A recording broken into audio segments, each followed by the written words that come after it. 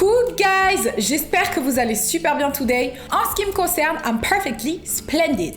La vidéo d'aujourd'hui est un story time d'une histoire personnelle que j'ai vécue. Le titre est vraiment putaclic, mais c'est réellement ce qui s'est passé. Let's go. Cette histoire date d'il y a maintenant 3 ans. J'avais envie d'habiter à Londres, j'étais saoulée de Paris, donc je me suis dit ok, faisons les démarches. J'ai pris mes économies et j'ai décidé de bouger. Il fallait absolument que je trouve un travail. Et puisque je n'avais rien de concret sur le moment, je me suis dit il va falloir que je trouve quelque chose pour me faire de l'argent assez rapidement. Donc j'ai commencé à répertorier sur Instagram tous les clubs de London et de DM chacun des clubs pour voir s'ils recherchaient pas des filles pour faire du service. Donc j'arrive à Londres et je rencontre Georges qui travaille au Circus. C'est un club londonien assez extra, ça ressemble littéralement à un cirque. Donc je rencontre Georges qui me dit écoute, il y a pas de problème, nous on recherche tout le temps des filles. Donc si t'as envie de voir comment ça se passe, tu viens 2-3 fois, tu regardes l'ambiance. Moi je te mets une petite table tranquille avec tes copines. Si ça te plaît, tu peux venir travailler à partir de la semaine prochaine. Et si ça te plaît pas, dans ces cas-là, il y a aucun problème. Bon, je suis en train d'enjoy ma petite soirée, en train de boire mes cocktails, en train de faire la fête. Et Georges vient me voir et me dit écoute Océane, il y a un client là-bas, c'est un de nos clients importants. Il est à sa table avec ses amis. Est-ce que tu veux aller le voir pour discuter avec lui, le servir? Je lui dis non. Je me sens pas encore de faire ça, donc j'attends un petit peu et je te dis ce que j'en pense. Dans l'intention de préserver l'anonymat de chaque personne, j'ai donné le prénom de Stalactite à l'individu concerné. Donc bref, il y a Stalactite qui vient me voir, qui me dit tu t'appelles comment? Je te regarde depuis tout à l'heure, je te trouve très charmante. Moi je me dis oh my god, c'est le client en question. The fuck, pourquoi il vient me parler? Écoute, si t'as envie de boire un verre à ma table, tu es la bienvenue, j'aimerais beaucoup discuter avec toi. Je lui dis écoute, merci, ça va. Il me dit ouais mais t'es toute seule. Je dis je suis toute seule certes, mais c'est dans l'intention de potentiellement travailler ici. Ah donc tu vas bientôt travailler là?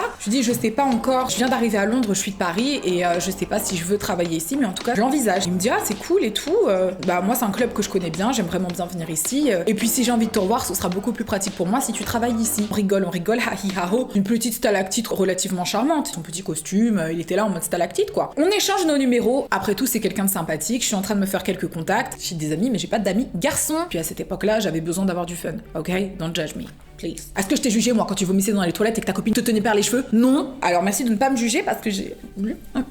Les jours passent, j'ai finalement pris la décision de ne pas travailler dans ce club, mais plutôt de bosser avec des boîtes d'intérim dans la vente. Next thing you know, quand tu commences à parler à quelqu'un, t'es là, t'as des petits papillons au ventre, vous êtes là, vous échangez des messages, les jours passent, je suis là en mode oh my god, he's so cute. Puisqu'il était en déplacement hors de Londres, on parlait énormément au téléphone et le feeling passait vraiment très très bien. Il revient quelques 2 semaines après sur Londres et on part dîner ensemble. J'accepte parce que j'avais faim. Et de là, on a une petite conversation conventionnelle et basique. Qu'est-ce que tu fais dans la vie? Qu'est-ce que tu fais ici? Raconte-moi un petit peu, parle-moi de toi, quoi. Écoute, moi j'ai envie de me lancer sur YouTube. Je viens de faire une petite émission en France qui s'appelle Beauty Match. J'attends sa sortie et en attendant, je fais des sous pour économiser. Et toi, qu'est-ce que tu fais? Il me dit, écoute, moi je travaille pour des banques suisses. Faut que je te dise, je viens d'une famille qui est relativement aisée. Je lui dis, ah bon? Et qu'est-ce que tu fais? Tu es banquier? Et il me dit, oui, entre autres, il faut savoir que je suis milliardaire.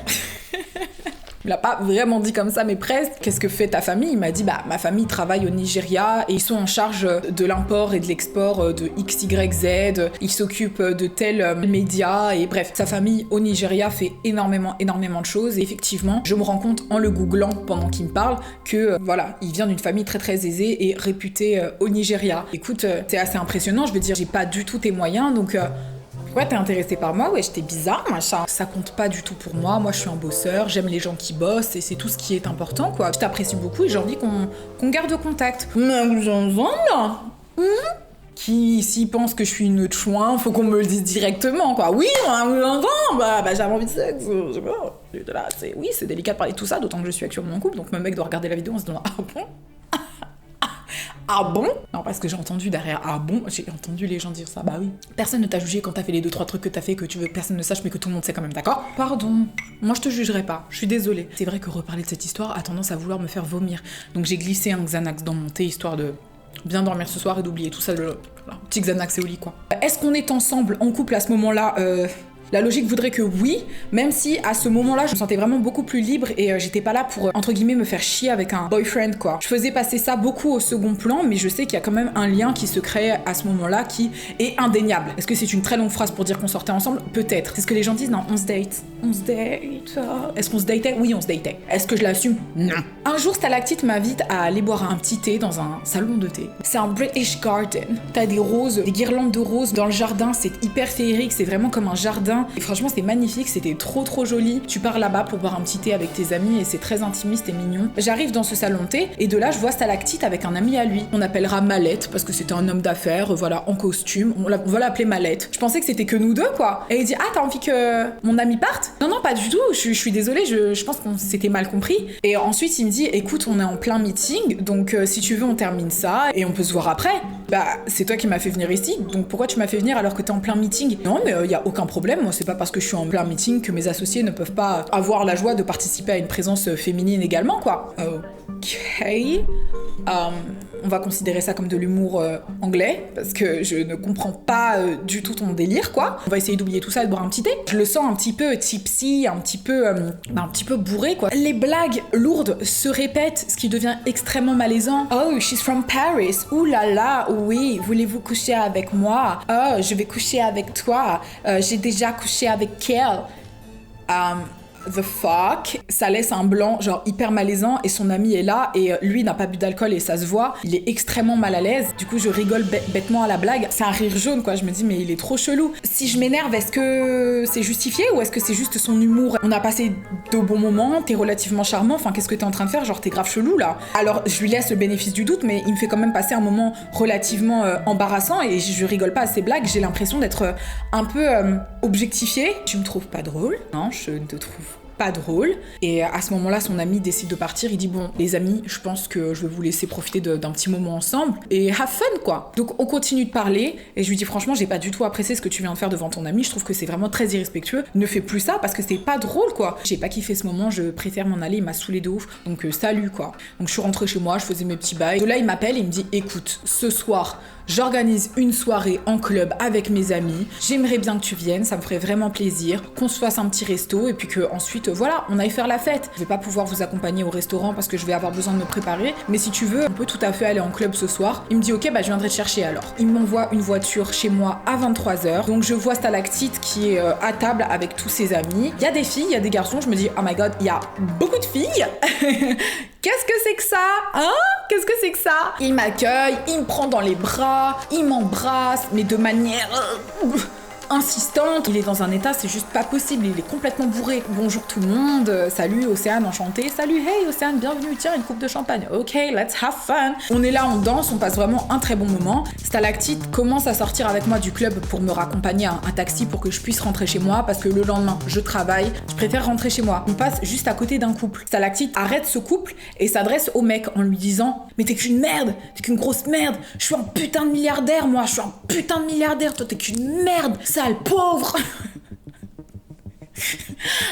What the fuck? Genre, what the fuck? Le mec qui est passé à côté de nous n'a strictement rien dit. Stalactite est dans un état plus que déplorable. Qui dit ça? T'es complètement malade?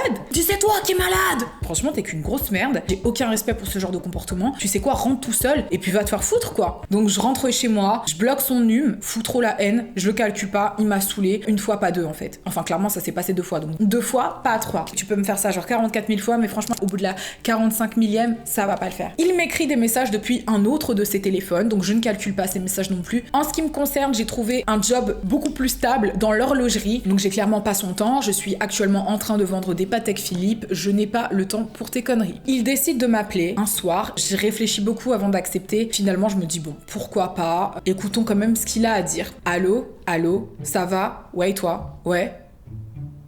Blanc. T'as rien à me dire? Bah non, j'ai rien à te dire. D'accord, tu boudes? Non, je boude pas. Quel bâtard. C'est un manipulateur, hein. Non, je te dis ça parce que ça fait un petit moment que j'ai pas tes nouvelles, donc je voulais savoir vraiment comment t'allais, qu'est-ce qui se passe.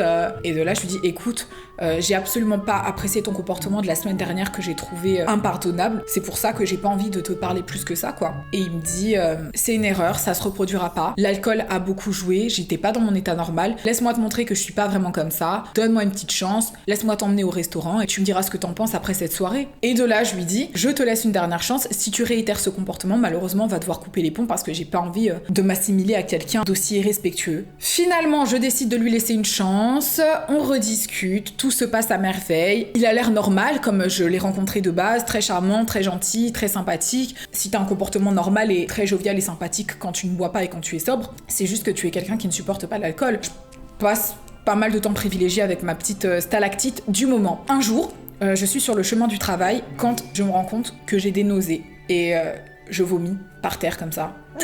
Qu'est-ce qui est en train de se passer là? Clairement, c'est trop bizarre. Ça, ajouté au fait que j'ai un retard de règles, je commence à largement m'inquiéter. Et je comprends pas ce qui se putain de passe avec mon corps, quoi. Stalactite, à ce moment-là, était en déplacement. Il était entre la Suisse et le Nigeria, et il se trouve que, à ce moment-là, il était pas sur Londres. Mais je l'appelle quand même, je lui dis, écoute, je me sens super malade et tout, ça va pas, quoi. Il me dit, t'es enceinte, ça? Non, arrête de raconter des conneries, c'est pas possible. Je prends la pilule. Il me dit, écoute, tu devrais quand même peut-être faire un test de grossesse parce que là, t'es en train de me décrire les symptômes d'une fille qui est potentiellement enceinte, quoi. J'ai quelques jours de retard, mais c'est rien d'affolant, quoi. Je suis jamais vraiment réglée comme une horloge. Franchement, je te conseille de faire un test de grossesse parce que c'est un peu chelou. Donc, je prends mon petit test de grossesse et je prie, en fait. Je me dis, il faut impérativement que ce test soit négatif. Et il s'avère être positif, ce test. Alors, je pleure dans les toilettes. En fait, j'ai l'impression que le monde s'écroule. Je veux pas du tout être enceinte, je veux pas d'enfant, j'ai pas le temps pour ces conneries, j'ai trop de projets, je veux pas, je ne peux pas. Il y a pas de retour en arrière, ça veut dire que là, t'es enceinte. Genre, c'est pas, tu dois prendre une pilule du lendemain, c'est trop tard, tu es enceinte maintenant. Donc, je suis en PLS total, j'appelle Stalactite. Écoute, c'est un peu cliché, mais je suis enceinte, quoi. Oh là là, t'es enceinte, mais qu'est-ce que tu veux faire? Je reviens dans 2 jours. Si tu veux que je t'accompagne, voilà, pour prendre les mesures que tu as envie de prendre, je serai là avec grand plaisir. Mais réfléchis bien à ce que tu veux faire. Je me dis, bon, c'est cool, il est présent. Est-ce que j'ai envie de compromettre mes projets et de devenir mère? Non, j'ai pas envie, en fait. Alors, ça veut dire que je vais devoir prendre une décision et avorter. J'ai attendu son retour, il est revenu 3 jours après, et de là, on a des discussions. Il me dit, écoute, moi, personnellement, après réflexion, j'aimerais que tu le gardes, ce bébé, parce que j'ai envie d'être papa, j'ai envie d'avoir un enfant. J'en ai parlé avec ma mère, elle veut te rencontrer. C'est un bel événement que d'avoir un enfant. Je te suivrai dans ta décision, mais sache que moi, personnellement, j'aimerais garder cet enfant. Merci de me laisser le choix, parce que de toute façon, c'est un choix qui m'appartient. Merci d'être présent, mais personnellement, j'ai pas du tout envie de cette grossesse et j'ai beaucoup de projets, donc je préfère pas garder cet enfant. Et de là, il me dit, si c'est un souci financier, tu sais très bien que je peux prendre soin de cet enfant, je peux m'en occuper totalement, intégralement. Il ira dans de belles écoles, il commence à personnifier l'enfant. Et là, j'imagine un enfant qui va à l'école et tout, je me dis, mais non, mais pas du tout, en fait. Non, je veux pas.